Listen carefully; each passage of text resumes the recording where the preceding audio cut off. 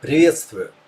В этом видео мы изучим интерфейс и порядок работы с программой CS Use Manager 3.1. Давайте запустим программу. При первом запуске происходит синхронизация всех файлов с сервером. Для того, чтобы этот процесс происходил быстрее и в дальнейшем синхронизация различных модулей других программ CS Use работала достаточно быстро, вам необходимо выбрать ближайший к вам сервер. На выбор есть 5 серверов в России, Германии, в США и в Сингапуре. Вот мы видим, программа запустилась. Давайте попробуем запустим ее еще раз, чтобы проверить, насколько быстро она работает. Повторный запуск работает намного быстрее, потому что файлы уже синхронизированы. Как мы видим, что программа сообщает нам, что у нас неправильный логин-пароль. Сначала нам необходимо зарегистрироваться. Мы должны обязательно записать этот логин, потому что все лицензии привязываются именно к логину. И для восстановления пароля, если мы его забыли, мы должны ввести наш логин.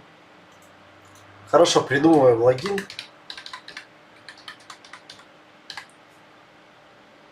Пароль.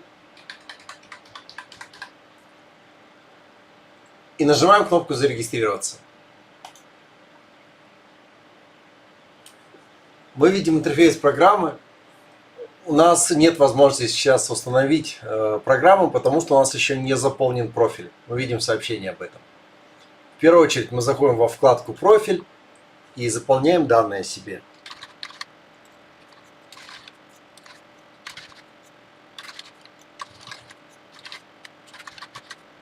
Здесь мы должны обязательно ввести действующий наш e-mail адрес. Дело в том, что как раз он используется для восстановления пароля.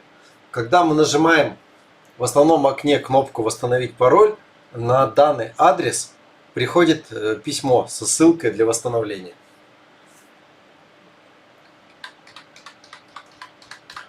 Здесь мы должны ввести наш текущий пароль, потому что он подтверждает, что это действительно мы исправили наш e-mail. Ну и согласиться с тем, что будут обработаны наши персональные данные. Мы видим, профиль обновлен. Теперь мы можем перейти во вкладку управления программным обеспечением. Мы можем установить данную программу.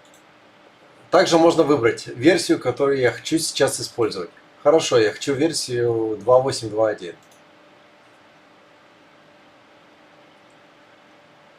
Он скачивается, устанавливается. Все, установлено. В любой момент я могу обновить версию моей программы, либо откатиться на предыдущую.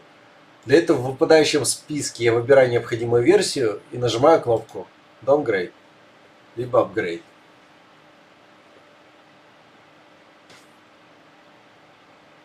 Все, мы видим, что установлена версия 2.8.2.1. Мы можем полностью удалить наше программное обеспечение. Также можем очистить все данные.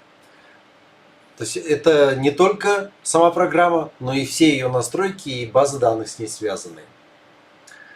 С помощью этой кнопки мы можем создать заново ярлыки на рабочем столе. Это будет ярлык для запуска программы и ссылка на инструкцию.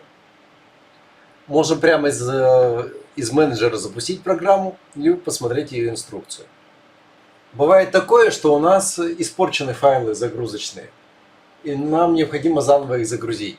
Для этого есть кнопка для очистки кэша. На этом логине мы видим, что у нас нет лицензий, и поэтому существует только одна кнопка, которая предлагает купить лицензию.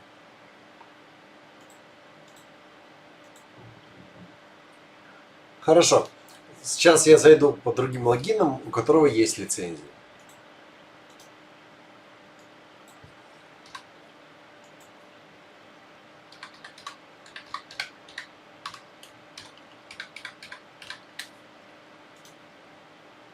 Допустим, я забыл пароль. Для этого я ввожу здесь логин, нажимаю кнопку «Восстановить пароль».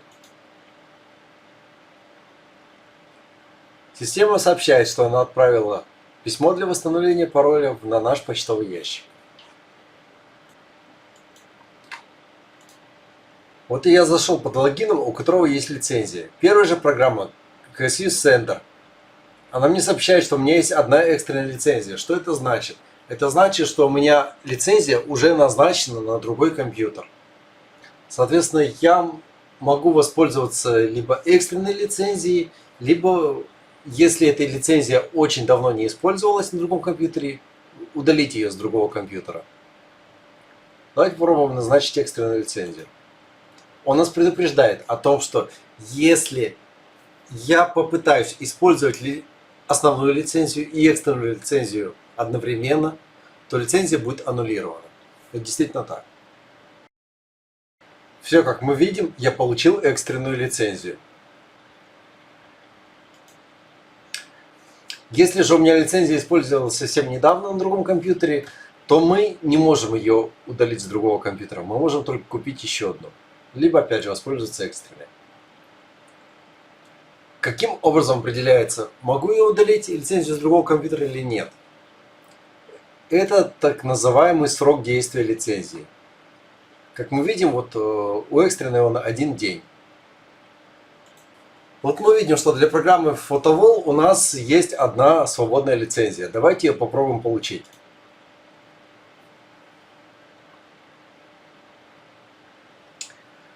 Мы видим, что лицензия получена. И у этой лицензии есть такой параметр, как срок действия. 10 дней.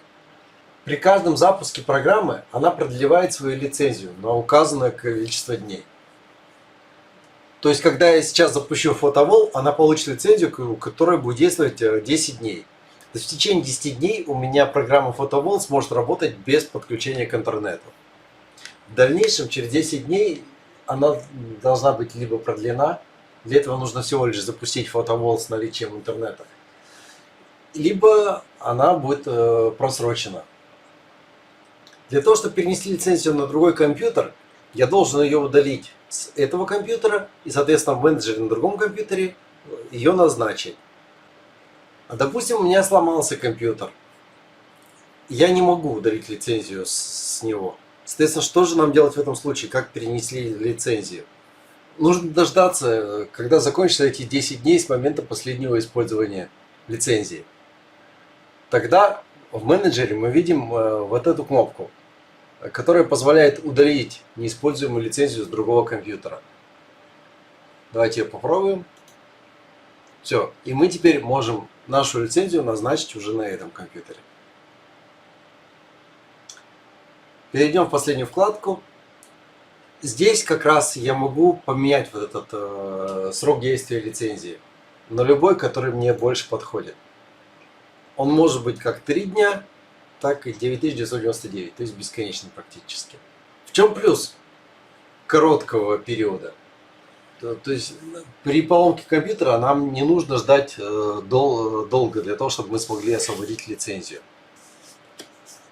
То есть, например, если я выбрал 3 дня, уже через 3 дня после поломки я могу свободно перенести лицензию на другой компьютер.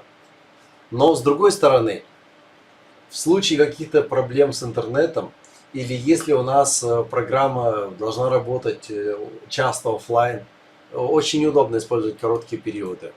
Тогда, может быть, понадобится 30 дней, 60 дней, 90 дней. Ну и для параноиков существует вот эта опция 9999 дней.